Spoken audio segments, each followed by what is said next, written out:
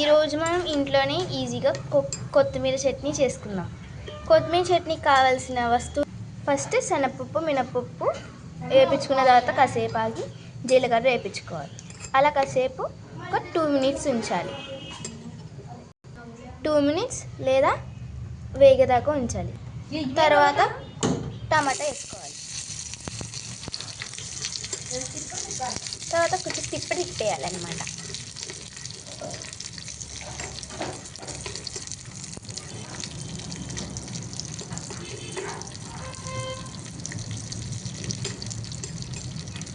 తర్వాత కావాల్సినంత కొత్తిమీర వేసుకోవాలి. నాకైతే ఎక్కువ వద్దు, నేను ఇంత వేసుకుంటున్నాను. మీకు ఎంత రుచి కావాలితే అంత రుచికి తగ్గట్టు వేసుకోవాలి. మీకు రుచికి తగ్గంత కొత్తిమీర వేసుకొని మిక్సీ చేసుకోండి.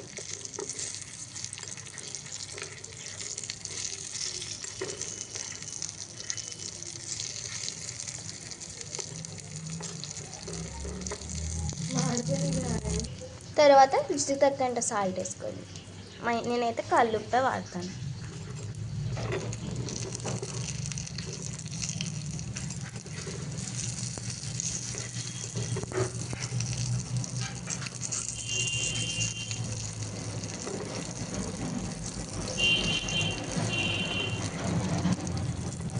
ఏమనుకోకండి, కొంచెం మాడిపోయింది.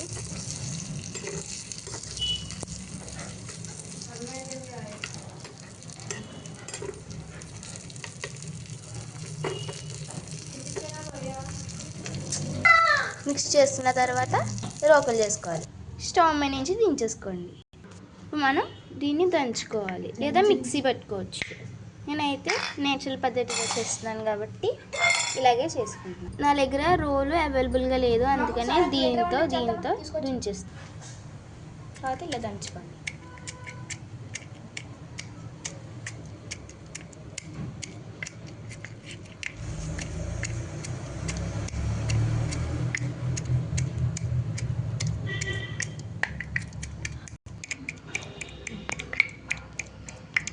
ఇప్పుడైతే మన చట్నీ అయిపోయిందనమాట. ఇప్పుడు మనకి గిన్నెలోకి సర్వ్ చేసుకుని రైస్లో కాదు రైస్ చట్నీ కింద ఇలా ఇష్టం వచ్చినట్టు చేసుకోవచ్చు. నేను చేసాడంటే ఇంకా రోజు కూడా అయినట్టే.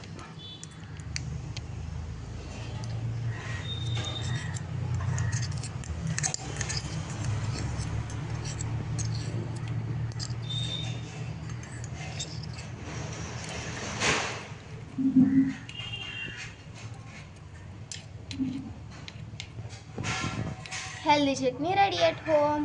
మీకు కానీ వీడియో నచ్చితే లైక్ చేయండి, షేర్ చేయండి, సబ్స్క్రైబ్ చేయండి.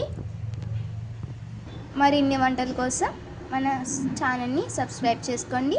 మీకు నెక్స్ట్ ఏ వంటకం కావాలో కామెంట్ చేయండి. మనం దీంతో నెక్స్ట్ కొత్తిమీర బిర్యానీ చేద్దాం. By guys.